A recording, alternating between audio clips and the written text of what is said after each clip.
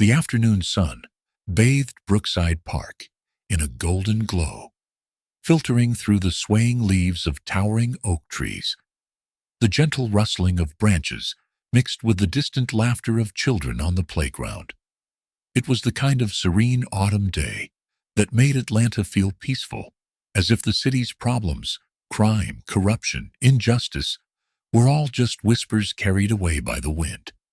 Serena Cole sat alone, on a weathered wooden bench near the edge of a small pond, her posture relaxed yet poised. She wasn't just enjoying the view. She was observing, her mind always alert, her senses finely tuned. Years of training as a Navy SEAL had sharpened her instincts beyond that of an ordinary civilian. Even now, in retirement, those instincts never truly left her. She could feel the rhythm of her surroundings, the patterns of movement, the unspoken energy that lingered in public spaces. That's why, when the first sign of trouble appeared, she noticed it before most people would have. A group of 4 men loitered near an old oak tree at the far end of the park. Their laughter was sharp, their movements calculated. They weren't just hanging out. They were watching, so picking a target. And Serena knew, without turning her head, that she was the target. She exhaled slowly, steadying her pulse. Some people might have dismissed the danger, might have told themselves that they were overreacting. But Serena had been in too many situations to ignore the warning signs. The subtle way they glanced in her direction, the way they nudged each other, muttering low remarks. It wasn't curiosity. It was predatory. She glanced down at her bag beside her, a simple black duffel slung over the bench. To them, she probably looked like an easy mark. A lone black woman, sitting alone in the park, seemingly lost in thought. They had no idea who they were about to mess with. Serena remained still, listening. The leader, a tall, broad-shouldered man with a shaved head and a jagged tattoo creeping up his neck, leaned against the tree. His name. Serena's heart rate didn't sheem, and if they though. The sound of heavy boots crunching against the gravel path signaled their approach. Serena kept her body language loose, deliberately shifting her position to appear just vulnerable enough to tempt them further. She had dealt with men like this before, cowards who thrived on fear, who took pleasure in preying on those they deemed weaker.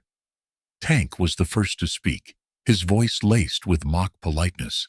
"Well, well, ain't this a pretty sight?" He gestured to Serena with a smirk. "Nice day, huh?"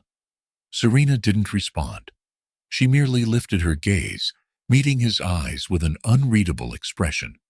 Patchy Beard chuckled, stepping closer. "She looks real comfortable, don't she?"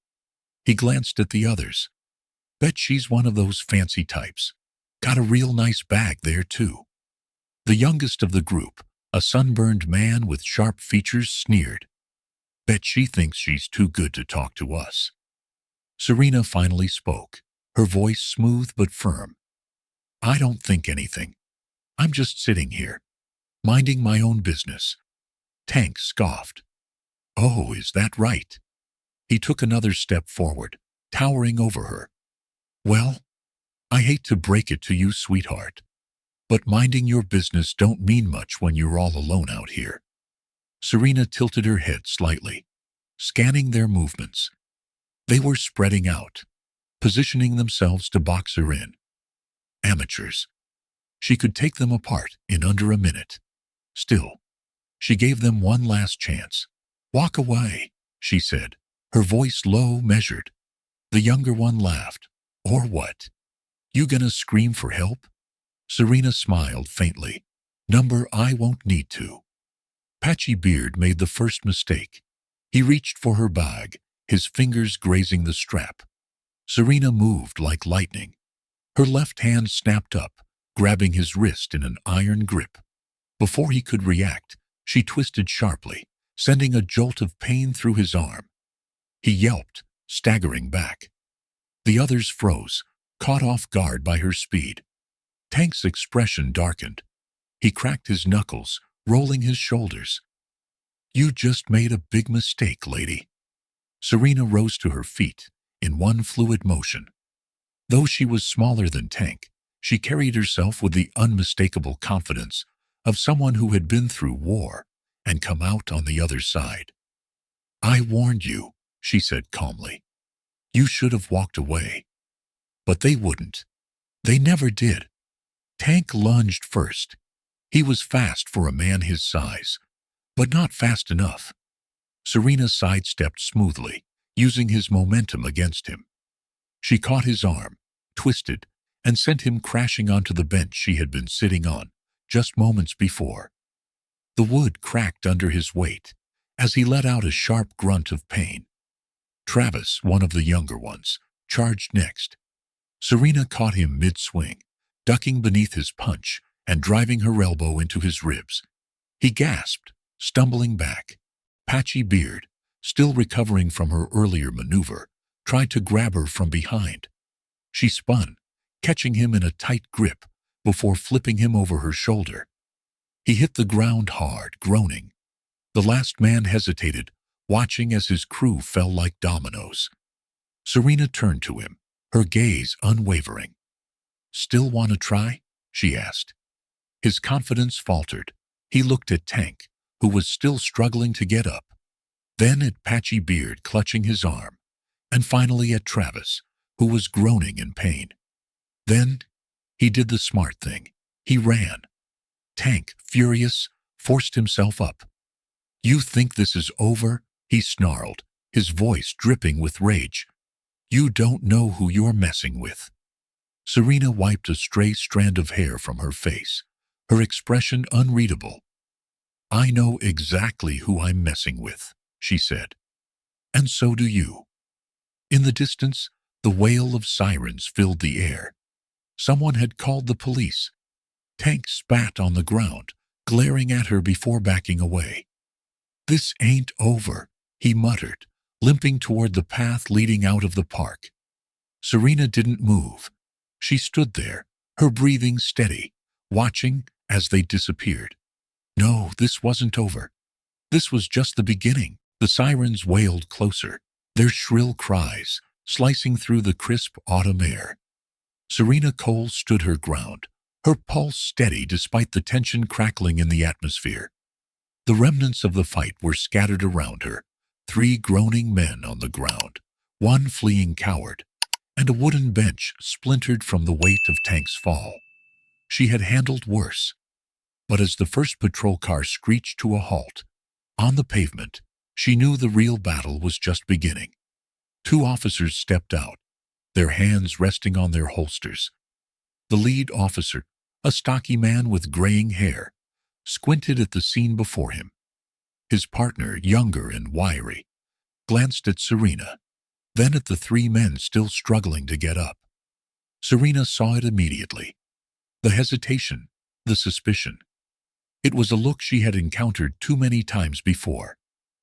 Ma'am, put your hands where we can see them, the older officer ordered, his tone sharp. Serena exhaled, her jaw tightening. Here we go again. She lifted her hands, slow and deliberate, ensuring no sudden movements. I'm the victim here, she said evenly, her voice calm but firm. These men attempted to rob me and we'll figure that out at the station, the younger cop interrupted, reaching for his handcuffs. Serena felt the injustice curl in her chest, but she knew better than to resist. Check the park cameras, she said, keeping her voice controlled. Talk to the witnesses. A small crowd had gathered nearby, bystanders who had watched everything unfold. Some murmured in protest as the officers moved to detain her. She didn't do anything, a woman called out. She was defending herself, another man added. The officers hesitated, exchanging glances. The older one turned toward Tank, who was holding his ribs, scowling. Is that true? He asked, almost as if expecting a different story. Tank, ever the manipulative thug, wiped the blood from his lip and forced a smirk. She attacked us out of nowhere, he grunted. We were just minding our own business, and she went crazy. Serena clenched her jaw. It was always the same. Always. The officers looked back at her. The older one sighed. Ma'am, we're going to need you to come with us. Serena let out a slow breath. She could fight this. She could argue. Make them see reason. But would they listen? Or would they only see what they wanted to see? A black woman standing over 3 injured white men. Even with eyewitnesses, even with cameras, she knew how these stories played out. She lowered her hands. Fine, she said. But you're making a mistake. They didn't respond. The cuffs clicked around her wrists. The ride to the station was silent. Serena sat in the back of the squad car, staring out the window, her expression unreadable. Her mind, however, was anything but still. She was already thinking ahead, calculating. Tank and his crew weren't just random punks looking for trouble. There was something more to this. She could feel it. The way Tank had looked at her. The way he had smirked even after being taken down. As if he knew something she didn't. This wasn't over. The precinct was bustling with activity when they arrived. Officers moved in and out. Phones rang off the hook, and the distant murmur of interviews and interrogations filled the air. The older officer led her to an interview room, gesturing for her to sit. Detective Carter will be in shortly, he said, then stepped out, closing the door behind him. Serena took a slow breath, rolling her shoulders to shake off the tension. She wasn't worried about the interrogation. She was worried about what was coming next. 15 minutes later, the door creaked open. Detective Lucas Carter stepped inside, a folder tucked under his arm. He was in his late 40s, tall with a lean build, his suit slightly wrinkled, as if he'd been working all day without a break.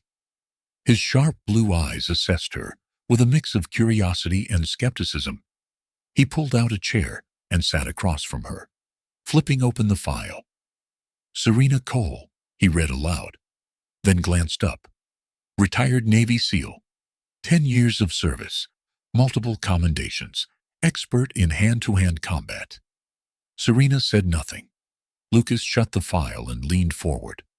So, tell me, Miss Cole, what does a woman with your background get out of beating up 3 men in broad daylight? Serena held his gaze. Justice, she said simply. Lucas studied her, then sighed. Look, I reviewed the security footage. Witness statements confirm your story. So why don't you tell me what you think is really going on here? Serena sat back, crossing her arms. I think those men weren't just some random gang looking for trouble. They targeted me for a reason. And I think you know that too. Lucas's jaw tightened. He did know. There was something off about this case, something bigger lurking beneath the surface. And Serena Cole wasn't just some random victim. She was about to become a very big problem for the people who had picked the wrong woman to mess with. Hours later, Serena was released. No charges, no official record. But the damage had already been done. She stepped out of the precinct, inhaling the cool night air. The streetlights cast long shadows along the pavement, and the city buzzed with distant traffic. Her instincts prickled. She wasn't alone. From the corner of her eye, she spotted a black sedan idling a block away. The windows were tinted, but she knew someone was watching. A warning. A message. She turned and walked away, her spine straight, her mind already working through the next step. They thought they could intimidate her. They thought she would back down. They were wrong. This fight had just begun. The night air was crisp, the distant hum of the city barely registering in Serena's mind as she walked toward her apartment. She kept her pace measured, controlled, but her senses were sharp. Years of SEAL training had conditioned her to recognize when she was being followed. That black sedan was still trailing her, lingering just far enough away to avoid suspicion from a casual observer. Amateurs, Serena didn't stop, didn't turn her head, but she was already calculating. If they were watching her this closely, then this was bigger than a random mugging gone wrong.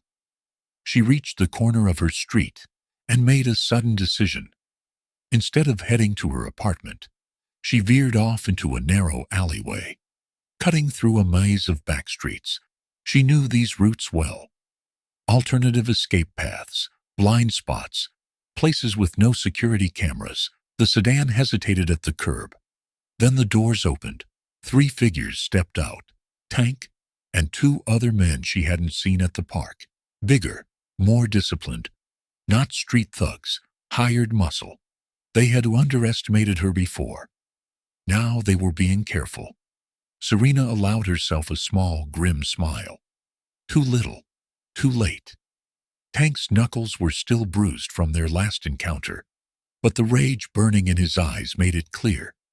This time, he wasn't looking for an easy score. "Should have stayed out of it, lady," he growled, stepping forward.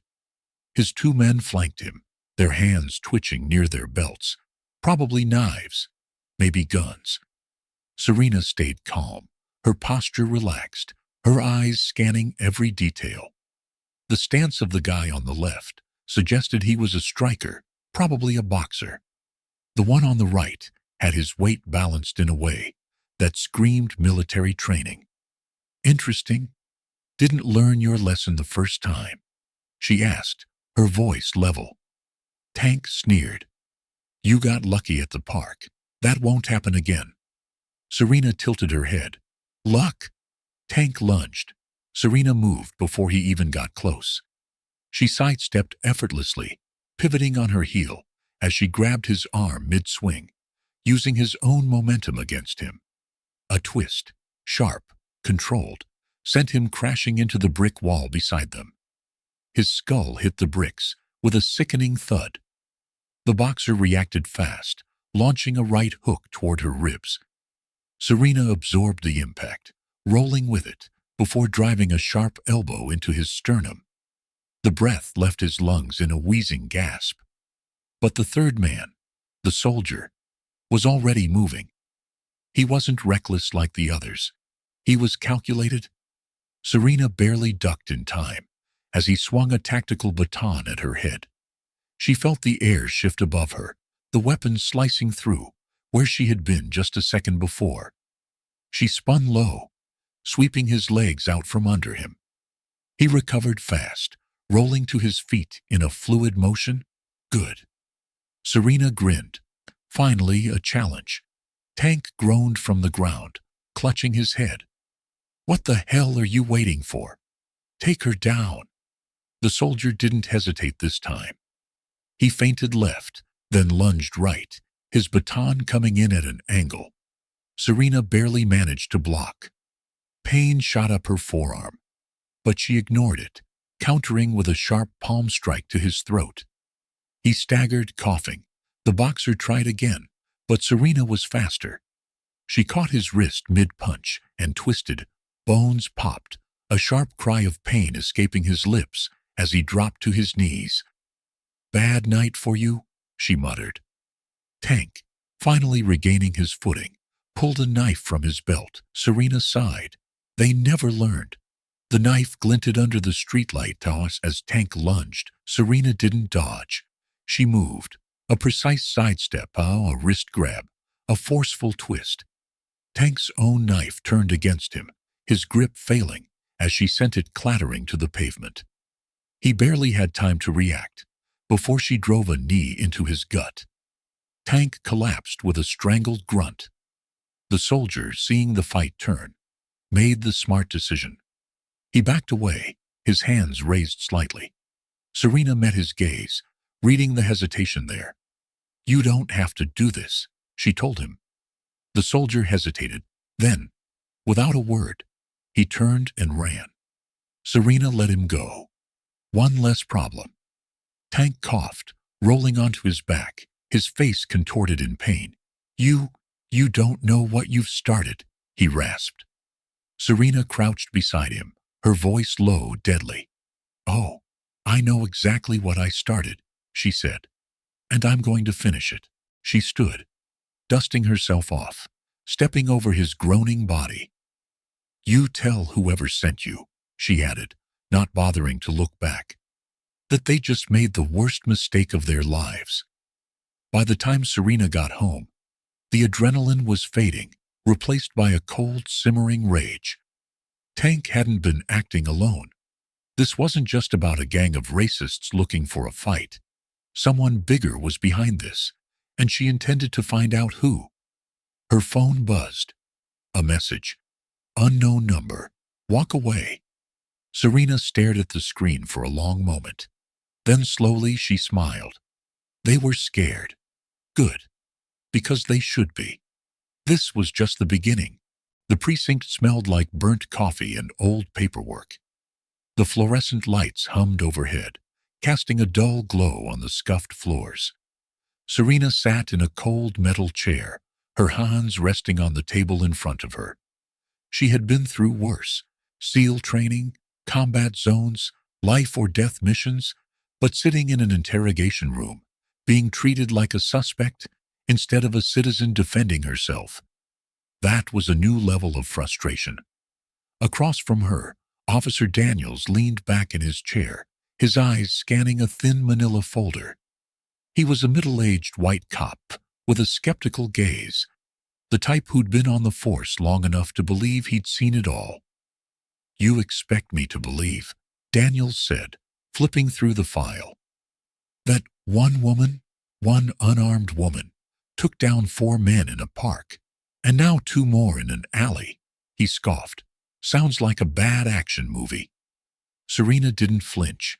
She had heard the disbelief before. Believe what you want, she said evenly. But those 6 men are real, and I'm still sitting here. Daniels smirked, closing the file. Lady, I don't know what kind of training you've had, but this isn't the battlefield. You can't just go around beating people up. Serena arched an eyebrow. So what? I was supposed to let them attack me? Daniels shrugged. No, but we've got witnesses who say you were the one still standing when the dust settled. That usually makes you the aggressor. Serena's patience thinned. So, the fact that I defended myself is the problem? Not the fact that a gang of known racists cornered me. Daniels waved a dismissive hand. This isn't about race, isn't it? Serena's voice was cold, sharp. Because from where I'm sitting, it sure as hell looks like it is. A tense silence filled the room. Before Daniels could respond, the door opened and another officer walked in. Detective Lucas Carter. Tall, well-built, late 30s, with a look that said he had seen too much and trusted too little. Unlike Daniels, his expression wasn't skeptical. It was calculating. I'll take it from here, Carter said, his voice calm but firm. Daniels hesitated, then exhaled through his nose. Fine. He stood, gathering his folder. Good luck, Carter. She's all yours. As the door closed behind him, Carter sat down, studying Serena. She studied him back. He didn't look at her like she was a suspect. He looked at her like a puzzle. Serena Cole, he said, folding his hands on the table. 10 years in the Navy SEALs, combat experience overseas, honorable discharge, now working as a private security consultant? He paused, meeting her gaze. That's impressive. She didn't react. Are you here to compliment me or charge me? Carter smirked slightly. That depends. On what? On whether you're willing to help me take these bastards down. Serena leaned back, considering him. I thought I was the suspect, she said dryly. Carter shook his head. You were never the suspect. But there's more going on here than a random attack in a park. He tapped a file on the table. These guys, Tank, Travis, Derek, and Jason, they've got priors. Assault, vandalism, intimidation. But every time they've been picked up, the charges go away. Victims don't press charges, or evidence mysteriously disappears. Serena frowned. Why? Carter exhaled. Because they're connected. She narrowed her eyes. Connected to what? He slid a photo across the table. A man in a tailored suit, mid-50s, salt and pepper hair, the kind of smile that belonged to a politician or a businessman used to getting his way. Daniel Huxley, Carter said, real estate developer, wealthy, powerful, and tied to multiple white supremacist groups. Serena's jaw tightened. This guy is behind them. Carter nodded. He funds groups like tanks. They intimidate minorities, drive people out of neighborhoods, clear the way for Huxley to buy up the land cheap and gentrify it for profit. Serena's fists clenched. And the police? They just let it happen. Carter hesitated. Some of them, yeah. There are good cops. But Huxley's got influence. Enough to make sure certain cases go nowhere. Serena exhaled slowly, her mind racing. She had fought enemies before. Terrorists, warlords, criminals. But this was a war happening in her own backyard. And she wasn't about to walk away. Carter pushed a notepad toward her. I need your statement, he said. If we're going to take them down, we need everything on record. Serena hesitated. You really think that'll help? He gave her a knowing look. Number. But it's a start. She took the pen, and she started writing. An hour later, Carter walked Serena to the precinct's front desk. You're free to go, he said. For now. She studied him. And what about the gang? Carter sighed. Tank and the others are in holding. But they'll be out soon. They've got a lawyer, probably one of Huxley's. Unless we get something bigger, they'll walk. Serena's jaw tightened. So what now? Carter's eyes met hers, a silent challenge there. Now, he said, we find a way to stop them for good. Serena smiled. I thought you'd never ask. That night, Serena sat in her apartment, staring at the city lights outside her window. Her phone buzzed. A new message. Unknown number. You were warned. Walk away. Serena exhaled, her grip tightening around the phone. Whoever was behind this thought, they could scare her off. They were wrong. She didn't scare. She fought. And she had just decided this was a fight she intended to win. The city had its secrets. Some were whispered in dark alleys, some buried in files that never saw the light of day. And some, like the kind Serena Cole had just stumbled into, were protected by men with power, money, and no conscience. Serena had fought enemies overseas, but this was different. This wasn't a battlefield where the enemy was clearly marked. This was a war in the shadows, and she was walking straight into it. The morning air was thick with humidity as Serena stepped into the police precinct. She had barely slept. The anonymous threat still lingered in her mind. You were warned. Walk away. Not a chance. She walked past the desks, her presence commanding attention. Some officers barely spared her a glance. Others, mostly white men, gave her the kind of looks she had grown accustomed to in the military. Doubt, resentment, even fear. Carter was waiting for her in his office, a cup of black coffee steaming in his hand. His desk was cluttered with files, newspaper clippings, and photos. Serena recognized some of the faces: Tank, Travis, Derek, Jason. She folded her arms. Tell me you've got something. Carter ran a hand through his short cropped hair. I've been up all night going through their records. These guys have a history. He gestured to the wall behind him, where he had pinned up a web of connections. Mugshots of Tank's crew, reports of previous assaults, and in the center, Daniel Huxley. Serena stepped closer, scanning the evidence. What are we looking at? Carter sighed. A pattern. These guys don't just pick fights at random. They target minorities, businesses, homeowners, even random civilians. And every time, the charges disappear. Serena frowned. Because of Huxley? Carter nodded. Yeah, he's been buying up property in neighborhoods with growing black and immigrant populations. When people don't sell, they get harassed, threatened, sometimes worse. Serena's jaw tightened. And the police let this happen? Not all of us. Carter's voice was quiet but firm. But Huxley's got connections. He funds political campaigns, donates to the police union, throws charity events. He makes sure the right people owe him favors. Serena exhaled slowly. So, he's untouchable. Carter smirked. Nobody's untouchable. Hours later, Serena sat across from Tank in an interrogation room. His nose was swollen from their last encounter, a cut still fresh above his eyebrow. His knuckles were bruised, though not from her. Tank leaned back in his chair, his smirk lazy, but his eyes watchful. So what's this? He drawled. You come to gloat. Serena's gaze didn't waver. I came to give you a choice. Tank chuckled.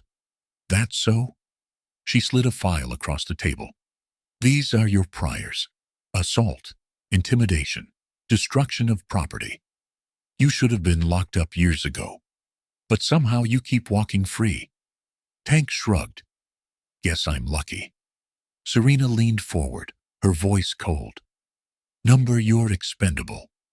Huxley uses guys like you to do his dirty work, then lets you rot the moment you're no longer useful. For the first time, something flickered in Tank's expression. Serena pressed on. You think he's gonna protect you? You think he cares? The second you screw up, he'll have you thrown under the bus to save his own skin. Tank's jaw tightened. I don't know what you're talking about. Serena smirked. You don't have to admit it. But you do have a choice. You can keep being his attack dog until the day he decides to put you down, or you can start talking. Tank's fists clenched. And what? Be a rat. Serena shrugged. Be smart. We already have enough to put you away. But if you help us take down Huxley, maybe, just maybe, you walk out of this with something left. Silence stretched between them. Then Tank leaned forward, his eyes dark. Serena smirked. You don't have to admit it. But you do have a choice. You can keep being his attack dog until the day he decides to put you down, or you can start talking. Tank's fists clenched. And what? Be a rat. Serena shrugged. Be smart. We already have enough to put you away. But if you help us take down Huxley, maybe, just maybe, you walk out of this with something left. Silence stretched between them. Then Tank leaned forward, his eyes dark. You don't get it, he said. Huxley doesn't just make problems disappear. He erases people. Serena didn't blink. Then it's a good thing I don't scare easy. Tank's smirk returned, but it was weaker now. Forced. You should, he muttered. An hour later, Serena and Carter sat in his office, reviewing the interrogation footage. He's scared, Carter said. Serena nodded. Yeah, and he should be. Carter exhaled, rubbing his temples. We need more. Something that ties Huxley directly to these attacks. Serena drummed her fingers on the desk. Then we go after his money. Carter frowned. How? She pulled out her phone. I know someone who can help. That night, Serena met an old friend, Sarah Lee, an investigative journalist known for exposing corruption. They sat in a quiet cafe, Sarah's laptop open between them. The glow of the screen illuminated her sharp features. I pulled what I could, Sarah said, clicking through financial records. Huxley's a ghost. He doesn't keep anything under his name. Everything is tied up in shell companies and offshore accounts. Serena frowned. There has to be a way in. Sarah smirked. There is. His charities. She turned the laptop around, showing Serena the evidence. On paper, he's a philanthropist. donations, community projects, youth programs. But if you dig deeper, the money moves in circles. Funds from his real estate company get donated to his charity. Then the charity pays out contracts to businesses he owns. And those businesses, they make payments to some very nasty people. Serena's stomach tightened. Like Tank's gang. Sarah nodded. Exactly. It's a money laundering operation disguised as philanthropy. Serena's mind raced. If we can prove this, Sarah cut in. We can prove it. But we need access to internal records, the kind that aren't public. Serena exhaled. Then we go get them. Sarah raised an eyebrow. What do you mean we? Serena smirked. You didn't think I was going to let you have all the fun, did you? 2 nights later, Serena stood outside the glass skyscraper of Huxley Enterprises. Dressed in black, hair tied back, she adjusted her gloves and checked the small earpiece connected to Sarah. This is insane. Sarah's voice crackled in her ear. Breaking into a billionaire's office? Do you want to go to prison? Relax, Serena murmured. I won't get caught. Sarah groaned. I swear if you die, I'm not writing your obituary. Serena smirked. Noted. With one last deep breath, she moved. She scaled the side of the building, slipped past security, and disappeared into the shadows. She was trained for this, and she was just getting started. The city skyline stretched high above Serena. As she crouched on the rooftop of Huxley Enterprises, her muscles coiled like a predator, ready to strike. The cool night air brushed against her skin, but her mind was laser-focused. This wasn't just about a gang of racist thugs anymore. This was about the man pulling the strings, the one orchestrating the violence from the safety of his penthouse, Daniel Huxley. His name alone carried weight in Atlanta's business world. To the public, he was a real estate mogul, a philanthropist, a man who built communities.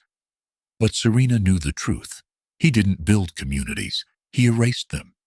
Tonight, she was going to find the proof. Inside Huxley's building, Serena moved like a shadow. Every step was calculated, every movement silent. The security cameras weren't an issue. Sarah had already looped the feed. You're clear. Sarah's voice crackled in her earpiece. Take the elevator to the top floor. Huxley's private office is there. But hurry. His security team does random sweeps every 20 minutes. Serena smirked. Plenty of time. She slipped inside the elevator, pressed the button for the top floor, and felt the quiet hum of the machine carrying her upward. Her heartbeat was steady, her breathing controlled. This wasn't the first time she had infiltrated a high-security building. The difference was, back then, she was taking down enemies of the country. Now, she was hunting a man who wore a suit instead of a uniform, but was just as dangerous. The elevator doors slid open with a soft chime. Serena stepped out into a luxurious corridor, lined with dark mahogany panels and modern art worth more than some people's entire lives. Huxley's office was at the end of the hall. She approached the door, placed a small electronic device against the lock, and waited. 3 seconds. The lock clicked open. Serena entered. The office was massive, floor-to-ceiling windows, an expensive leather chair behind a desk that screamed wealth, and a stocked bar in the corner. But she wasn't here to admire the decor. She moved to the desk and pulled out a small USB device. All right, I'm in, she whispered. Tell me what to look for. Sarah's fingers flew over her keyboard on the other end of the line. You're looking for anything linking Huxley to the gang. Financial records, emails, encrypted files. Start with his computer. Serena inserted the USB into the port, allowing Sarah remote access. Got it, Sarah murmured. Give me a few minutes. Serena's eyes roamed the room. Something felt off. She had spent years in combat, and she had learned to trust her instincts. There was another presence here. She turned, scanning the shadows. The moment she caught movement, she reacted. A figure lunged at her from the darkness. Serena sidestepped effortlessly, grabbed the attacker's wrist, and twisted hard. A grunt of pain filled the room as she sent him crashing into the desk. Security. The man recovered quickly, but unquickly enough. Serena struck his throat with a precise blow, cutting off his air supply, then swept his legs out from under him. He hit the floor hard. She placed a knee on his chest and pressed down, just enough to remind him who was in control. "Who sent you?" she demanded. The guard coughed, gasping for breath. But Serena wasn't in the mood to be patient. She applied more pressure. He groaned. "Huxley?" He knew someone was snooping. Serena narrowed her eyes. "How?" The guard hesitated. Serena leaned down, her voice sharp as a blade. "Tell me or you'll be unconscious before backup arrives." The man gulped. "The police." Someone in the department tipped him off. Serena's stomach tightened. There was a mole. Before she could push for more information, the guard's earpiece crackled. "Status check." "What's going on up there?" Serena moved fast. She yanked the earpiece out and stomped on it. Sarah's voice filled her ear. "Serena, we got it. Bank transactions, coded messages, everything we need. But you need to get out of there now." Serena didn't hesitate. She delivered a swift knockout punch to the guard and bolted for the door. The moment she exited the office, the alarm blared. Serena sprinted toward the stairwell, just as a team of armed security guards poured out of the elevators. She didn't stop. Diving into the stairwell, she took the steps 3 at a time, her breathing controlled, her movements precise. "Sarah, talk to me." Sarah's voice was tense. "They're sealing the building. You have 30 seconds before lockdown." Serena clenched her jaw. 30 seconds. She pushed harder, reaching the 15th floor in record time. Then she saw them. 2 guards blocking the exit. Serena didn't slow down. She launched herself forward, slamming into the first guard with brutal force, sending him crashing into the railing. The second guard barely had time to react before Serena struck his knee with a devastating kick. He dropped instantly. Serena burst through the door, sprinted across the rooftop, and spotted her escape route. A maintenance ladder leading down the side of the building. She reached it just as more guards stormed onto the rooftop behind her. "Stop!" one of them shouted. Serena smirked. "Make me." She leapt. The wind roared in her ears as she grabbed onto the ladder and slid down with the precision of someone who had done this 100 times before.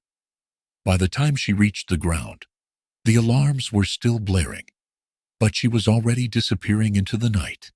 Mission complete. The next morning, Serena and Carter sat in a small diner, reviewing the files Sarah had extracted. Carter's expression darkened as he scrolled through the documents. Huxley's been funding multiple hate groups under the guise of urban development initiatives. He's paying off cops, politicians, hell, even judges. Serena nodded. "And now we have proof." Carter exhaled. "This isn't just corruption. This is an organized operation. He's targeting minorities, forcing them out of their homes, and using racist gangs to do his dirty work." Serena leaned forward. "So, what's our next move?" Carter's jaw tightened. "We build our case. We get the FBI involved, and we take this bastard down." Serena smirked. "Good." She leaned back, her eyes cold with determination. Because this fight was far from over. The neon lights of Atlanta flickered in the distance as Serena adjusted the sleek black dress that clung to her athletic frame. Her reflection in the mirror of her high-rise apartment was almost unrecognizable. Gone was the hardened Navy SEAL, the warrior who had taken down men twice her size without breaking a sweat. In her place stood Serena Cole, a refined business consultant with an agenda no one would suspect. Her mission was clear: get close to Daniel Huxley. She took a deep breath and picked up the delicate silver clutch on her dresser. Inside was a micro-recorder, its purpose simple but vital. Tonight, she wasn't fighting with her fists. She was fighting with deception. The stakes had never been higher. The exclusive Huxley Foundation Gala was being held at the prestigious Monarch Hotel, a towering symbol of wealth and power. The invitation Serena carried had been acquired through a favor from Lucas Carter, who had used his police contacts to make it seem like she was an influential investor from California. She walked into the grand ballroom with the grace of someone who belonged. The chandeliers above bathed the room in golden light, casting long shadows over the city's elite as they sipped expensive champagne and exchanged empty pleasantries. "Remember, you're not just a guest," Sarah's voice buzzed softly in her earpiece. "You're a hunter. Huxley's your prey." Serena's lips curled into a smirk. "Copy that." She scanned the room. Huxley was easy to spot, tall, broad-shouldered, exuding confidence that came from years of unchecked power.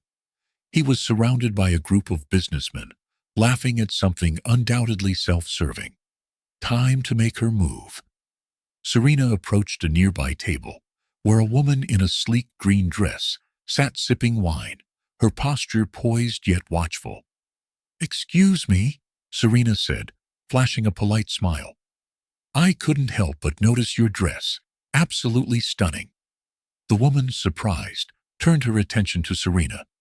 "Why, thank you," she said, setting her glass down. "Valentina Holt." "And you are?" "Serena Vaughn," Serena replied smoothly, using her alias. "I've just moved here from San Francisco, looking to expand my investment firm." Valentina's eyes twinkled with curiosity. "Investment? Then you must meet Daniel. He's been transforming the entire city. Bingo." "Oh, I'd love to," Serena said, feigning enthusiasm. Within seconds, Valentina was leading her straight to Huxley. "Daniel, darling," Valentina purred as they approached. "I have someone you simply must meet." Huxley turned, his sharp blue eyes assessing Serena immediately. He offered a practiced smile. "And you are?" "Serena Vaughn," she said, extending her hand. "I've been following your developments in Atlanta. Impressive work." Huxley shook her hand firmly. "Well, I do what I can, but it's always a pleasure meeting a fellow investor." The game had begun. Serena let him talk, nodding in the right places, laughing at his half-hearted jokes. He was charming, but in a way that felt mechanical. This was a man who had built an empire by manipulating people, and he was already calculating her worth. "Tell me," Serena said, tilting her head, "how do you handle opposition? In business, I mean. Surely not everyone is thrilled with your expansions." Huxley's smile didn't falter, but something flickered in his eyes. "The opposition always finds a way to make noise," he said smoothly. "I simply make sure my projects speak louder." Serena held his gaze. "You don't strike me as a man who waits for noise to die down," she said. "You strike me as a man who eliminates distractions before they become problems." There was a beat of silence. Then Huxley chuckled, swirling his whiskey.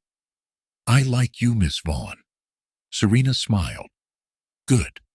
Because I'm looking for a business partner who knows how to get things done." He studied her. "Perhaps we should discuss that in private. Hook, line, sinker." An hour later, Serena found herself seated across from Huxley in an intimate lounge adjacent to the ballroom. He leaned back, exuding confidence. "So, tell me, what kind of investments are you looking for?" Serena sipped her wine, carefully choosing her words. "The kind that require discretion." Huxley's gaze sharpened. "Go on." Serena leaned in slightly, lowering her voice. I have interests in developments that require certain obstacles to be cleared. I need a partner who can handle things quietly. She was giving him just enough rope to hang himself. Huxley smirked. You came to the right man. He took a sip of whiskey before continuing. I control entire blocks of this city. If someone doesn't fit into my vision, they disappear. You don't get to the top by asking permission. Serena kept her expression neutral, but inside, she was burning with fury. This was the confession she needed. Then, the unexpected happened. The door opened, and a familiar face walked in. Travis, one of the men who had attacked her at the park. Serena smiled sweetly. A friend of yours? Huxley waved a dismissive hand. Travis handles security for me. A shame, really. Good fighter. But his face keeps finding fists. Serena chuckled. Though her mind was racing, she needed to get out of there. If Travis exposed her, the entire mission was compromised. Huxley turned back to Serena. Let's schedule another meeting. I have a feeling you and I will do great things together. Serena smiled. I look forward to it. But as she left the lounge, she could feel Travis's eyes boring into her back. He knew. And that meant she had to act fast. Before Huxley did. Back at her safe house, Serena paced while Sarah and Lucas processed the recording. This is enough to issue a warrant, Lucas said, his voice firm. Huxley admitted to using intimidation tactics. We can build a case. Serena crossed her arms. We don't have time for slow-moving cases. Travis recognized me. Huxley's going to find out who I am, if he hasn't already. Sarah's fingers flew over the keyboard. I'll monitor their movements, but you're right. We need to act now. Lucas exhaled. Then we plan the raid. Tonight. Serena's eyes hardened. This wasn't just about justice anymore. This was war. The city of Atlanta never truly slept. Neon lights flickered against the wet pavement as police sirens echoed in the distance. Somewhere in the heart of the city, inside a dimly lit apartment, Serena Cole stood over a map of Huxley's known properties, her jaw clenched. This is our chance, Lucas Carter said, standing across from her, arms crossed. Huxley's men are expecting business as usual. We hit them hard. We take them down. Serena nodded but didn't relax. Something about this felt too easy. Sarah, the journalist who had been working with them, sat at her laptop, scanning through files. We have just enough evidence for a warrant. But let's be real. Huxley has the police in his pocket. If we do this by the book, we'll be buried in red tape for months. Lucas exhaled sharply. That's why we're not waiting. Serena's fingers traced the map. We go in tonight. Hit them before they know what's coming. A heavy silence filled the room. They all knew the risks. Lucas gave a sharp nod. Let's move. The warehouse stood at the edge of town, a forgotten relic of Atlanta's industrial past, a perfect place for illegal business. Serena crouched behind a parked SUV, her heart steady. Lucas and his team of officers were in position. Their goal was simple. Raid the warehouse, seize illegal documents, and arrest Tank's gang before they could disappear. Through her earpiece, Lucas's voice crackled. Teams 1 and 2, check in. Team 1, ready, came a low voice. Team 2, in position. Serena's grip tightened on her firearm. Let's do this. Lucas gave the signal. The officers moved in, fast and silent. Serena led the charge, slipping into the shadows as the warehouse doors creaked open. Inside, the air was thick with the smell of gasoline and sweat. Crates were stacked high, menacing figures moving in the dim light. Tank was there. The gang leaders stood near a table piled with cash and weapons, deep in conversation with another man. Huxley wasn't present. But this was still a chance to cripple his operations. Lucas whispered into his radio, "Move." The first officers stormed forward, guns raised. "Atlanta PD, hands where we can see them." For a second, everything was still. Then chaos erupted. The moment the first officer stepped forward, the lights went out. A trap. Gunfire exploded in the darkness. Serena dove behind a stack of crates as bullets whizzed past her head. The police officers scrambled for cover, returning fire. "Ambush!" someone shouted. Serena's mind worked fast. Someone had tipped off the gang. Through the strobing gunfire, she saw Tank and his men retreat toward a back exit. Not happening. Serena moved like a shadow, weaving through the chaos. A thug lunged at her, swinging a crowbar. She ducked, driving her elbow into his ribs before flipping him onto the concrete floor.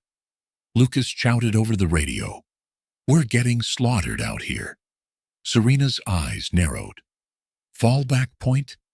West entrance. She scanned the battlefield.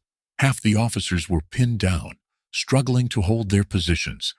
Lucas was bleeding, a deep gash along his arm. Serena gritted her teeth. No way was she letting this turn into a massacre. She sprinted forward, dodging gunfire, and reached Lucas. "You good?" she asked, dragging him behind cover. Lucas grimaced. "I've been better." Serena reloaded her weapon. "Cover me." Then she was gone, slipping through the chaos like a ghost. Tank and his men were already outside, piling into two black SUVs. Serena wasn't letting them get away. She sprinted toward a police car, hot-wiring it in seconds. Tires screeched as she gunned the engine, peeling out onto the road. Up ahead, the SUVs weaved through traffic, trying to shake her. Serena floored the gas pedal. The chase was on. The streets blurred past as she closed the distance. The SUV in front swerved, trying to ram her off the road. Serena barely avoided it, gripping the wheel with steel determination. They turned onto an abandoned stretch of highway. Now or never. Serena pulled up alongside the lead SUV, aiming her gun through the shattered window. Bang! The bullet hit the tire, sending the SUV skidding out of control. It flipped, metal crunching, as it tumbled onto its side. The second SUV veered off, but Serena was already there, cutting it off. Tank stumbled out of the wreckage, groaning. Serena leveled her gun at him. Game over. By the time backup arrived, Tank and his remaining men were in handcuffs. Lucas staggered toward Serena. "We lost 3 officers, 2 injured." Serena's jaw clenched. "They knew we were coming." Lucas exhaled. "Huxley." They had won this battle. But Serena knew. This war was far from over. Huxley wasn't just another criminal. He was a man with power. And power didn't go down easy. As the flashing red and blue lights bathed the scene, Serena made a silent vow. She wasn't stopping. Not until the whole system came crashing down. The interrogation room smelled like stale coffee and sweat. The overhead light buzzed faintly, casting sharp shadows across the metal table. Where Tank sat, wrists shackled, face battered from the failed raid. His once Araga across from him, Serena Cole leaned forward, her arms crossed. Detective Lucas Carter stood near the door, silent but watchful. The tension in the room was thick, an invisible battleground of willpower. Serena tilted her head slightly, her voice calm but cutting. "You knew we were coming." Tank smirked, though it was a weak attempt at bravado. "Guess you cops ain't as smart as you think." Lucas let out a short, humorless laugh. "Except we're not just cops." Tank's smirk faltered for a second. Serena leaned in, her eyes locked onto his. "You think Huxley's gonna protect you? You think he cares about you? Because from where I'm sitting, you're nothing but a pawn. And pawns are the first to get sacrificed." Tank's jaw tensed, But he said nothing. Lucas pushed a manila folder across the table, flipping it open. Inside were crime scene photos, financial records, and surveillance images linking Tank's gang to multiple hate crimes. "We have enough to put you away for 25 to life," Lucas said. "But you help us, and we help you." Tank scoffed, but his fingers twitched slightly against the metal table. Serena didn't miss it. She tapped the folder. "You're not the top dog, Tank. You never were. But you've got something we need. Huxley's operation. The money. The contacts. The cops on his payroll." Tank's lips pressed into a tight line. "If I talk, I'm dead." Lucas exhaled, rubbing his temples. "If you don't, you'll still be dead. Just slower. Huxley's not the kind of guy who leaves loose ends. You think he's going to let you rot in prison with all the secrets you know?" Tank's fingers twitched again. Serena studied him, then played her trump card. "We can put you in witness protection," she said. "New identity, new life. You give us what we need, and you disappear." For the first time, the uncertainty flickered in Tank's eyes, but before he could respond, a sharp knock interrupted them. Lucas shot Serena a look before heading to the door. A uniformed officer stood outside, his expression grim. "Detective, we've got a situation." Lucas and Serena rushed through the precinct hallway, their boots echoing against the linoleum floor. The officer led them to the holding cells. 2 guards were already there, weapons drawn. Inside the cell, a man lay motionless, another inmate. His face was bruised, his breathing shallow. Serena's stomach twisted. She recognized him. Derek, one of Tank's crew. The officer cleared his throat. "He was jumped. Looks like someone got to him before he could talk." Lucas muttered a curse under his breath. Serena's gaze snapped toward Tank's cell. He was still there, pacing like a caged animal, but his face had gone pale. He knew what this meant. Huxley had sent a message. "Get him into protective custody," Serena ordered. "Now." Back in the interrogation room, the tough guy act was gone. Tank sat hunched over, his hands clasped together. Sweat beaded on his forehead. He licked his lips, hesitated. Then, in a low voice, he said, "Huxley's bigger than you think." Serena and Lucas exchanged a glance. Tank exhaled shakily. "You're right. I was just a pawn. But I know how the game works. Huxley doesn't just run some racist gang. He's laundering millions through fake charities, bribing city officials, paying off cops. He's been untouchable for years." Lucas leaned forward. "We need proof." Tank nodded. "I can get it, but I want the deal." Serena crossed her arms. "Full cooperation, or we walk." Tank exhaled. "Fine." And just like that, the dam broke. Tank started talking.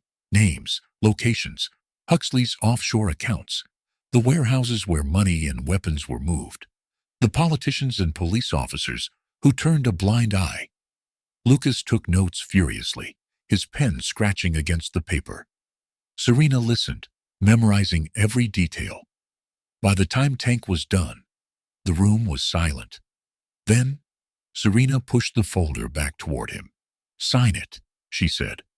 Tank hesitated, then grabbed the pen. And just like that, the king's pawn had turned. By the next morning, Lucas and Serena had enough to move forward. The evidence Tank provided was damning. Huxley wasn't just some racist businessman. He was a mastermind, operating at the highest levels of corruption. Lucas glanced at Serena as they left the precinct.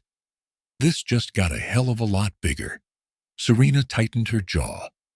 "Then we bring the whole damn system down." The air in the precinct was thick with tension. Serena Cole sat across from Lucas Carter in his office, flipping through pages of the intel they had gathered from Tank. Names of corrupt officials, financial transactions, secret locations.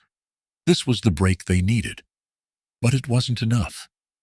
We need hard proof, Lucas muttered, rubbing his temple. Something that'll hold up in court. If we move too soon, Huxley will slip through the cracks. Serena exhaled slowly. Then we find that proof. Lucas gave her a look. You're suggesting we do this off the books? She met his gaze without hesitation. We don't have a choice. He leaned back, thinking. Then he nodded. All right. Let's bring in Sarah Reynolds. Sarah Reynolds was one of the best investigative journalists in Atlanta. Sharp, relentless, and unafraid of taking on powerful figures, she had spent years exposing corruption in the city. When Serena and Lucas arrived at her office, Sarah was already pulling up old files on Daniel Huxley. This guy's been on my radar for years, she could, adjusting her glasses. Shady real estate deals, political payoffs, intimidation tactics. But every time I got close, my sources dried up. Lucas handed her the folder. We just got you new sources. Sarah skimmed through the pages, her eyebrows rising. This is big, she whispered. If we can get financial records and a direct link between Huxley and these hate groups, we can bury him. Serena crossed her arms. Then let's start digging. Their first lead came from Tank's confession, a series of fake charities that Huxley used to launder money.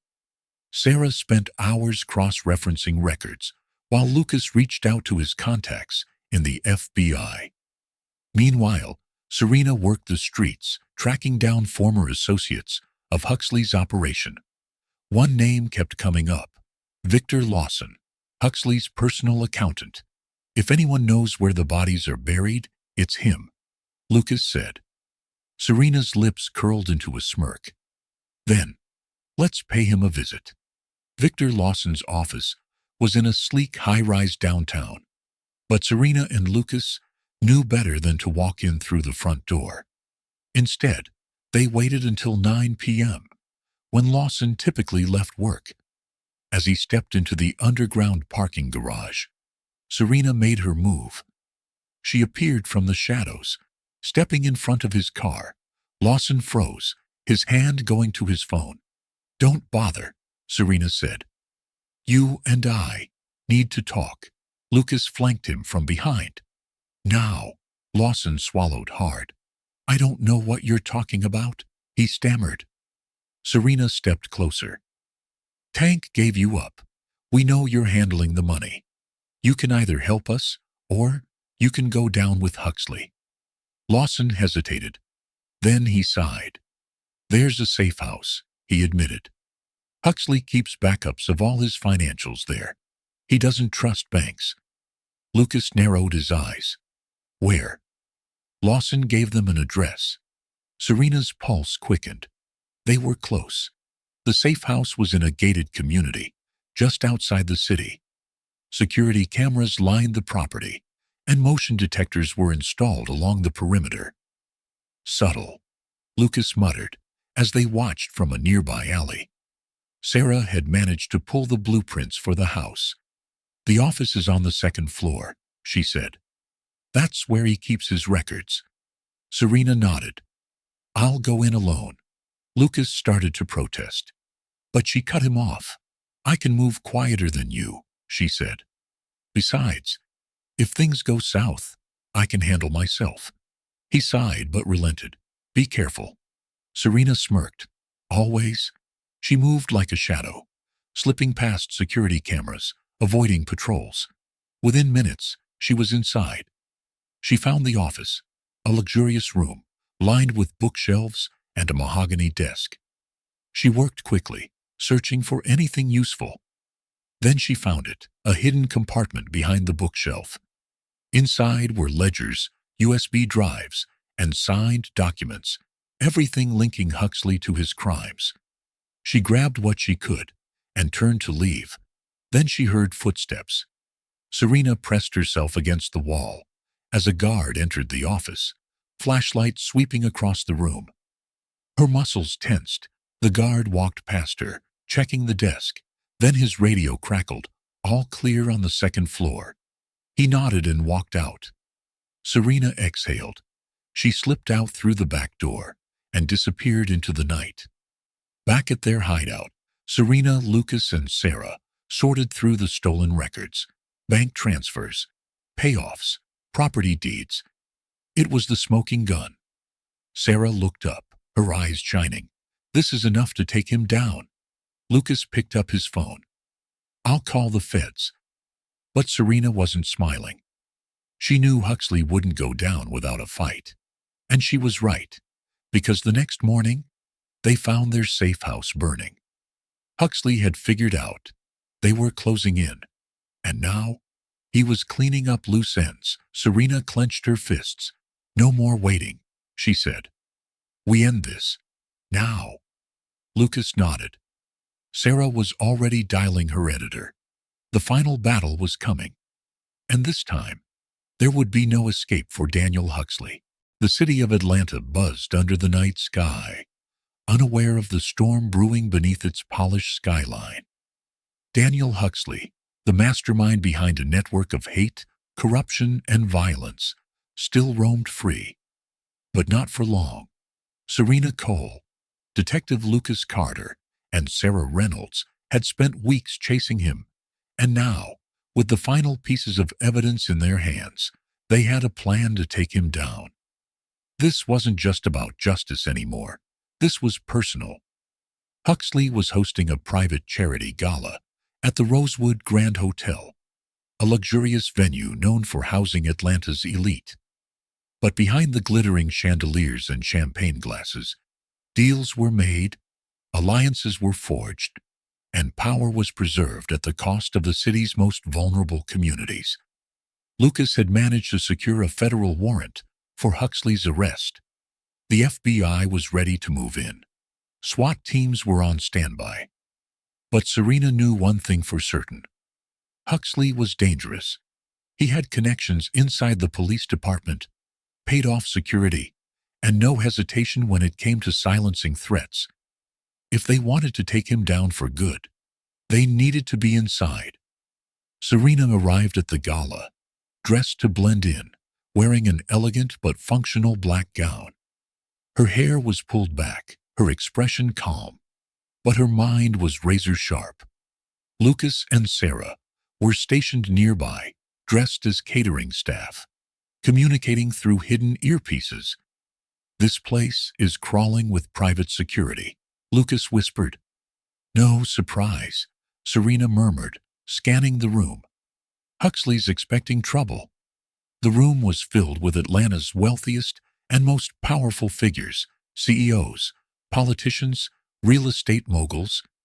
They laughed and drank, oblivious to the dark truth hiding beneath their expensive suits and designer dresses. Then she saw him.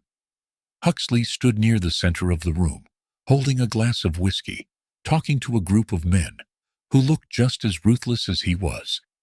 He was calm, confident, as if he had already won, not for long. Serena moved across the room with practiced ease, stopping just a few feet away from Huxley. He noticed her immediately. His smirk was slow, calculated. You're either very brave or very stupid to show up here. She took a sip of champagne, unfazed. I'd say the same about you. Hosting a party while the walls are closing in? Huxley chuckled, setting his glass down. You think you can take me down? I own this city. Not for much longer, she said coolly. Huxley's expression darkened. You should have walked away, Miss Cole. Serena leaned in slightly, lowering her voice. I don't walk away. For the first time, a flicker of unease crossed his face. Lucas's voice came through her earpiece. Feds are moving in. SWAT is 10 minutes out. But then, gunshots. A security guard near the entrance collapsed. A bullet ripping through his chest. Chaos erupted. Screams, glass shattering. People running for cover.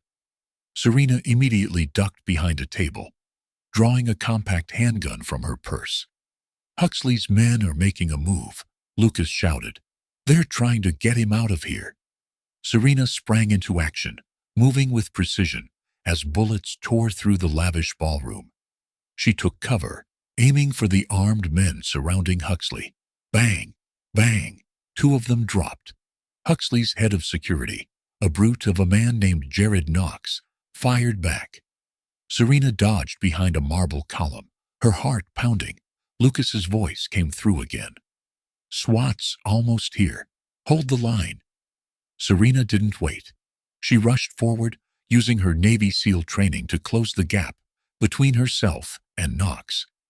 A swift strike to his throat, a disarming maneuver, a brutal knee to the ribs. He went down, hard. But Huxley was on the move. Serena burst out of the hotel just in time to see Huxley getting into a black SUV. Not happening. She ran, full speed.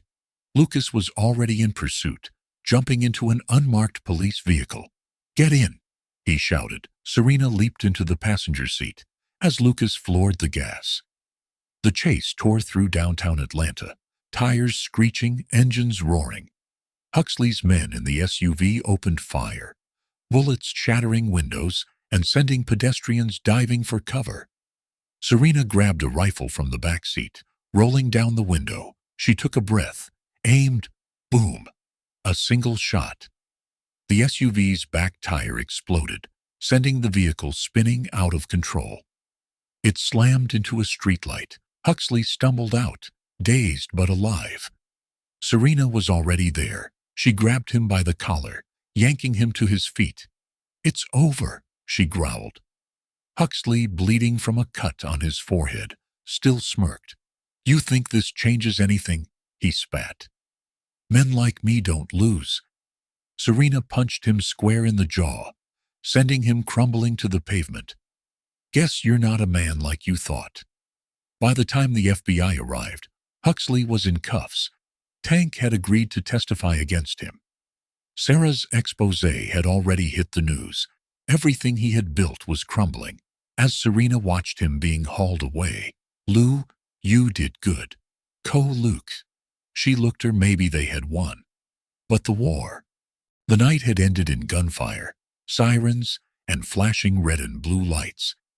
Daniel Huxley, the man who had terrorized Atlanta's black communities from behind his polished office doors, was finally in handcuffs.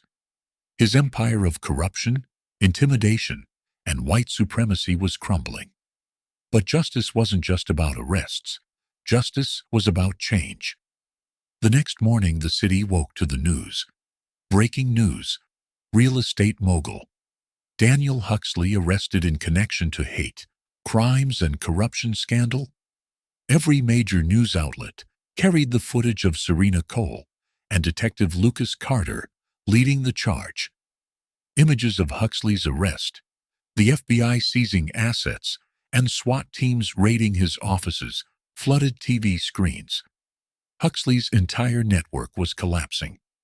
Federal agents seized dozens of properties he had acquired through fraud and intimidation. Bank accounts were frozen, halting the flow of dirty money. High-ranking officials within the police department were exposed, some arrested for covering up his crimes. His associates scrambled, some fleeing, some flipping on him to cut deals. And in the middle of it all, Serena Cole was finally being seen for who she was: a warrior, a survivor, and a hero. At the Fulton County Jail, Tank sat across from Serena and Lucas in the interrogation room. His face was bruised from the failed hit attempt in his cell. His hands were shackled, but his eyes held a new kind of fear, not of Serena, not of Lucas, but of the man he had served for years. "Huxley's got people everywhere," he muttered, rubbing his wrists. "If I talk, I'm dead." Serena leaned forward, her voice calm but commanding. "You think he's gonna protect you now?" she asked. "You're just another pawn. He'll let you rot in here. Or worse." Tank looked away. Lucas tossed a folder onto the table. "We already have you on multiple assaults, attempted murder, hate crimes." He opened the file, pointing at the pages. "You could go away for 25 years minimum." Tank swallowed hard. Serena softened her tone, but not her resolve. Or you cooperate. You give us everything on Huxley, his operations, his contacts, his money. You testify in court. Tank hesitated. His loyalty to Huxley was shattered, but fear still held him back. Lucas leaned in, lowering his voice. Look, man, you've got a shot at saving yourself. Take it. Silence stretched. Then, finally, Tank exhaled and nodded. I'll talk. Later that day, Serena stood outside the Atlanta Police Department, facing a sea of reporters. The world wanted to hear from the woman who took down a racist empire. Cameras flashed. Microphones were shoved toward her. Serena, can you confirm if Daniel Huxley will face federal charges? How did you, a civilian, take down a dangerous criminal network? What do you say to those calling you a vigilante? She took a breath. I'm not a vigilante, she said firmly. I'm a citizen who saw injustice and refused to look away. The crowd went silent.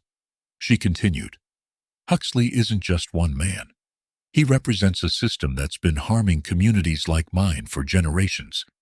If the system won't fight for us, then we fight for ourselves. But we shouldn't have to. Reporters furiously scribbled notes. This isn't just about Huxley, she said.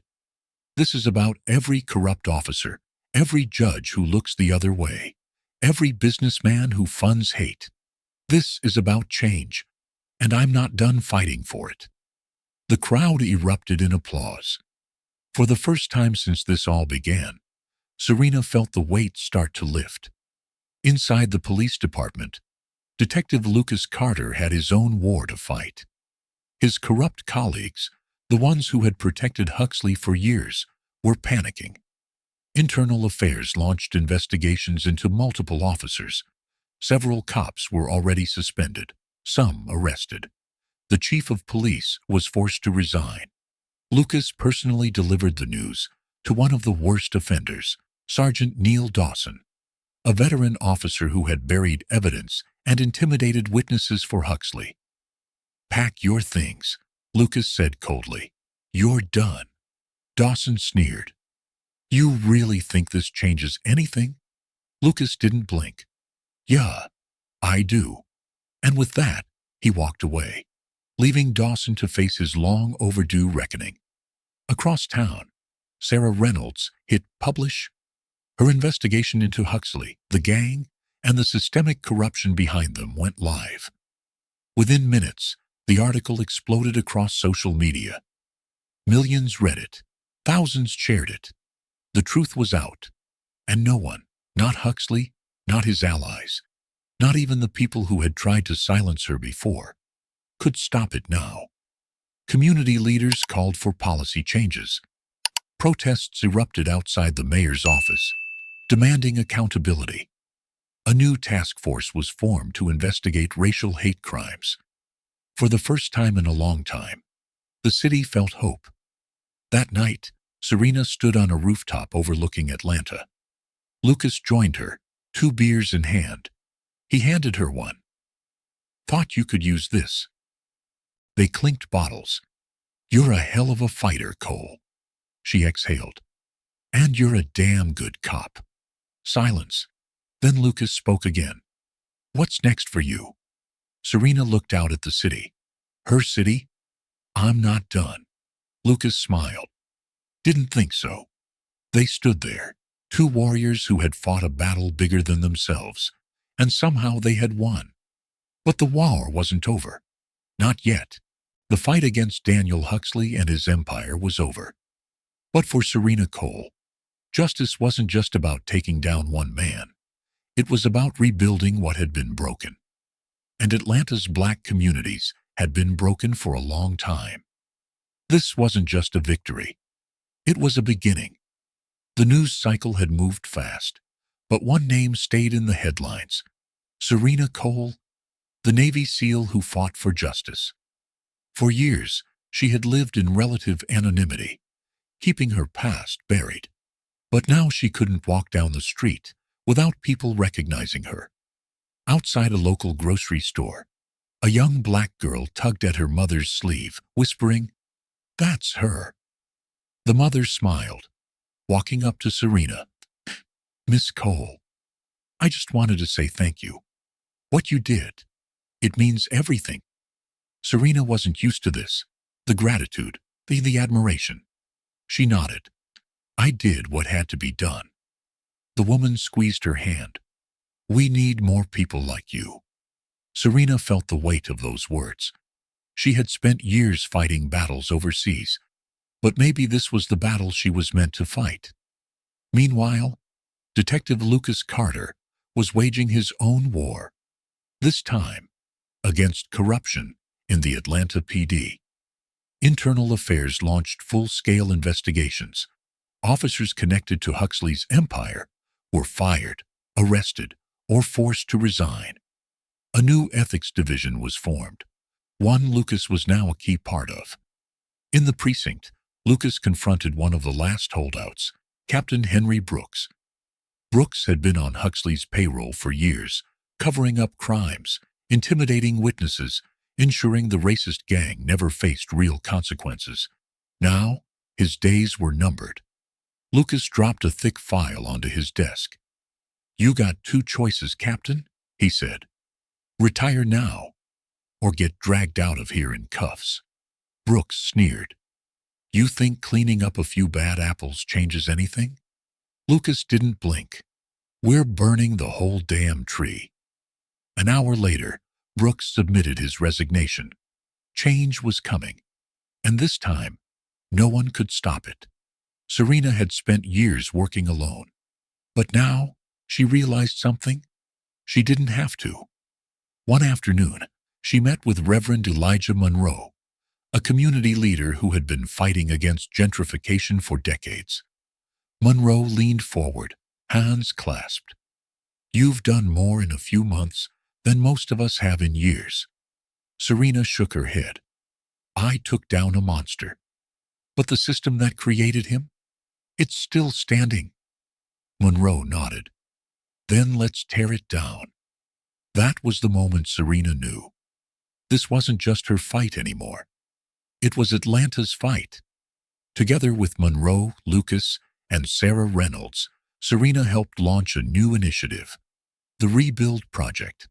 Legal aid, helping black families fight against fraudulent evictions caused by Huxley's schemes. Small business grants, redirecting seized Huxley funds into rebuilding black-owned businesses. Police reform, ensuring the new task force stayed accountable. Self-defense classes, led by Serena herself. Their first town hall meeting drew hundreds of residents. People who had been afraid for years finally spoke up. An elderly man raised his hand. "We've been fighting these battles forever. What makes you think this time is different?" Serena stood up, her voice steady. "Because this time, we're not just fighting. We're winning." The crowd erupted in applause. And for the first time, Serena truly believed it. Sarah Reynolds' exposé had already shaken Atlanta. But then, national networks picked it up. CNN ran a special. The New York Times published an in-depth feature. Social media exploded, with the hashtag number Justice for Atlanta. Soon, activists across the country were demanding investigations into other cities, places where corruption and white supremacist networks still thrived in the shadows. Serena knew Atlanta was just the beginning. Of course, not everyone wanted change. One night, as Serena locked up the community center, she noticed something afar off. A man in a hoodie, watching her from across the street. She turned. "You lost?" The man smirked, then walked away. Serena's instincts told her this wasn't over. Later that night, a brick smashed through her window. Attached was a note, "Walk away. Or else." Serena laughed. They really thought they could scare her. She picked up her phone and dialed Lucas. "Looks like we've still got work to do." Despite the threats, the rebuild project moved forward. Dozens of businesses reopened. Families won their legal battles. Hundreds attended Serena's self-defense classes. And on the anniversary of Huxley's arrest, Atlanta held a march for justice. Serena walked at the front, standing shoulder to shoulder with the community she had fought for. Lucas leaned in. "You ready for your speech?" She exhaled, stepping up to the microphone. "This city belongs to us," she said, "and no one is taking it away." The crowd erupted, and as Serena looked out over the sea of people, young and old, black and white, survivors and fighters alike, she knew one thing for sure. This was only the beginning. The fight on the streets was over. But in the courtroom, the real war was just beginning. For Serena Cole, Lucas Carter, and Sarah Reynolds, justice wasn't just about taking down Daniel Huxley. It was about proving to the world that men like him couldn't hide behind money, power, and corruption forever. This trial would set a precedent, and the entire country was watching. The Fulton County Courthouse was packed. Media crews lined the streets. Protesters held signs, some demanding justice, others still defending Huxley. The courtroom was overflowing, with every major network broadcasting the trial live. Serena sat beside Lucas and Sarah, her expression unreadable. She had faced death, violence, and war. But today, she was facing something even more powerful: the American justice system. Would it finally do the right thing, or would a rich white man once again walk free? Huxley entered the courtroom in a sharp suit, his posture relaxed. To anyone who didn't know better, he looked like a respectable businessman, not a criminal mastermind. His lawyer, Jonathan Whitmore, was one of the best defense attorneys in the country, and his strategy was clear: discredit the witnesses, blame everything on Tank's gang, paint himself as a victim of a political witch hunt. From the very first day, Whitmore went on the attack. "Ladies and gentlemen, my client is not a racist nor a criminal," he declared. "He is a successful businessman whose only crime was trying to help his city grow. And now, because of a personal vendetta, he has been dragged into a case built on lies and speculation." Serena didn't flinch. She knew they would try this, and she was ready. When it was Serena's turn to testify, the courtroom fell silent. She walked to the stand, her posture straight, her expression cold and focused. She had faced terrorists, cartel leaders, and warlords. Now, she was facing the man who had almost destroyed her city. The prosecutor, James Ellison, approached. "Mrs. Cole, please state your full name and occupation for the record." Serena looked directly at the jury. "Serena Cole, retired Navy SEAL, security consultant." Murmurs spread across the courtroom. Even now, people were still shocked that a black woman had been one of the most elite soldiers in the world. Ellison nodded. "Miss Cole, can you describe the events that led to the arrest of Daniel Huxley?" Serena spoke calmly, detailing how she was attacked in the park, how her investigation led to uncovering Huxley's network, how she and Lucas exposed the corruption in the police force. She laid everything out, making sure the jury understood the scale of Huxley's crimes. Then, it was Whitmore's turn. The defense attorney stood slowly, adjusting his tie. "Ms. Cole," he said smoothly, "you were trained to kill, weren't you?" Serena's jaw tightened. "I was trained to protect." Whitmore smirked. "Protect? Right. And yet, you personally assaulted multiple men in this case. How do we know you weren't the aggressor?" Serena leaned forward slightly, her eyes locking onto him. "Because if I had been, you wouldn't be standing here asking me that question." The jury tensed. Whitmore's smirk vanished. The trial's turning point came when Tank was called to testify.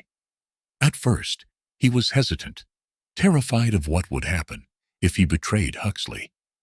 But after the assassination attempt on his life in jail, he knew Huxley had already signed his death warrant. So he talked, and he didn't hold back. He confirmed Huxley had funded their gang.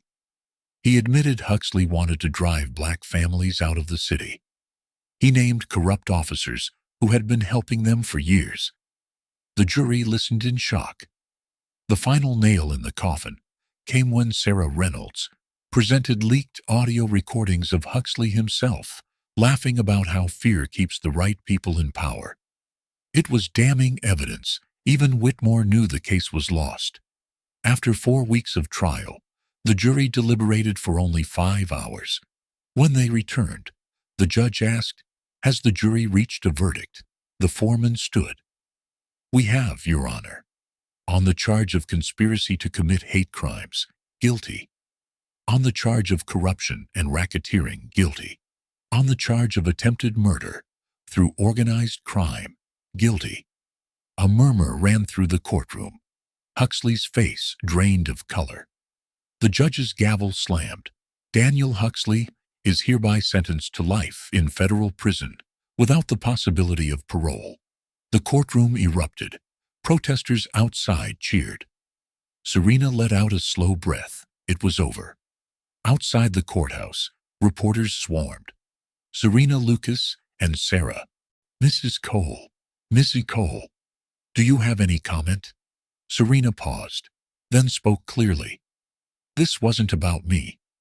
This was about every black family that was forced out of their homes, every person who lived in fear, every victim who was told their voice didn't matter. Today, we proved them wrong."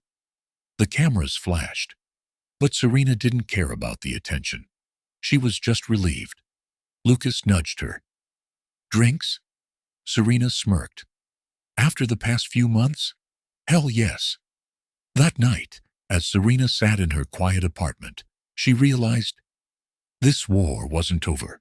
Yes, Huxley was gone, but there were 100 more like him. And Serena? She wasn't done fighting.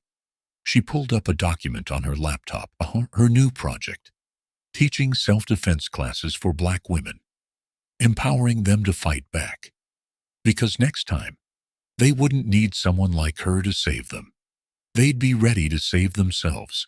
Justice had been served. Daniel Huxley was behind bars. His empire of corruption crumbled to dust. The racist gang that had attacked Serena that fateful day in the park, either locked up or exposed for the cowards they were. For the first time in months, Serena Cole felt like she could breathe again. But deep down, she knew the war wasn't over. The battle against hate, corruption, and systemic injustice didn't end with one man's conviction.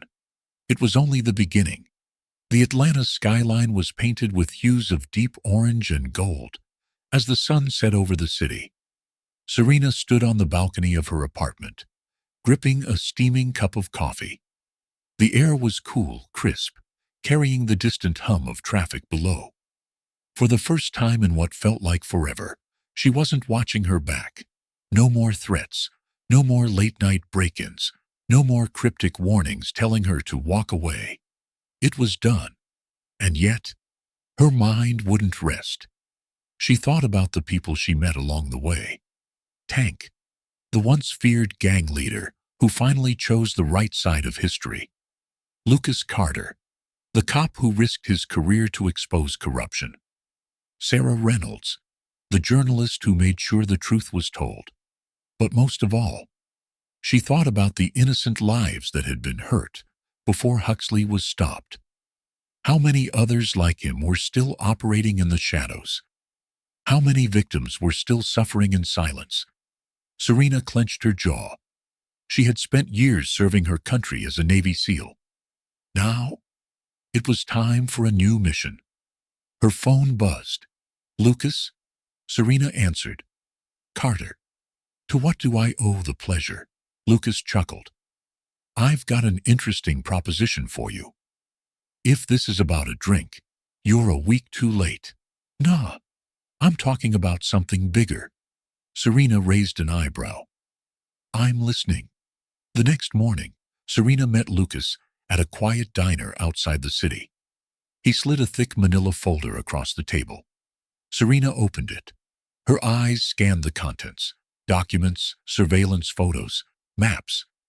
It was about another real estate mogul. But this one, twice as rich, twice as ruthless, and running the same game Huxley did. Lucas leaned forward. We took down Huxley. But you and I both know he wasn't the only one. The system doesn't change unless people like us make it change. Serena studied the file in silence. She had just won the fight of her life. And yet the fire in her chest was already burning again. This wasn't just one battle. This was a war. She exhaled, then smirked. All right, Carter. Let's burn the whole damn system down. In the following weeks, Serena didn't just go after corrupt elites. She started arming the people, not with weapons, but with knowledge. She founded a self-defense program specifically for women of color, training them to fight back, to defend themselves from threats before they ever became victims. Her program, the Guardian Initiative, quickly gained national attention. Women from all over the country signed up.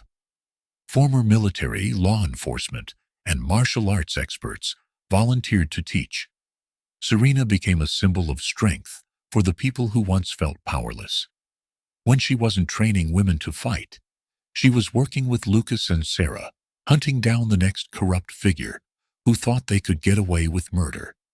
And soon enough, they found their next target. A new name, a new threat, a new mission. Months later, Serena walked through the very same park where she was attacked. Only this time, she wasn't alone. A group of young women trained under her program were practicing defensive maneuvers on the grass. And across the street, a wealthy politician who thought he was untouchable was being escorted into a police car, his crimes finally exposed. Serena smiled to herself. This was what real justice looked like. Not just taking down one enemy, but changing the game forever. As she turned to leave, she received a text from Lucas. New case, you in? Serena smirked. She cracked her knuckles, then typed back one word. Always? What a journey. Serena's fight wasn't just about one battle.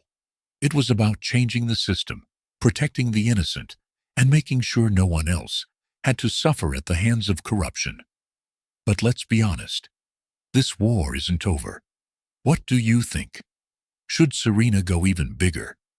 What should be her next mission? Would you have handled things differently? Drop a comment below. I want to hear your thoughts. And if you haven't already, hit that subscribe button and turn on notifications because the next story, let's just say, it's gonna be even more intense. You won't want to miss it. See you in the next one. Blast off.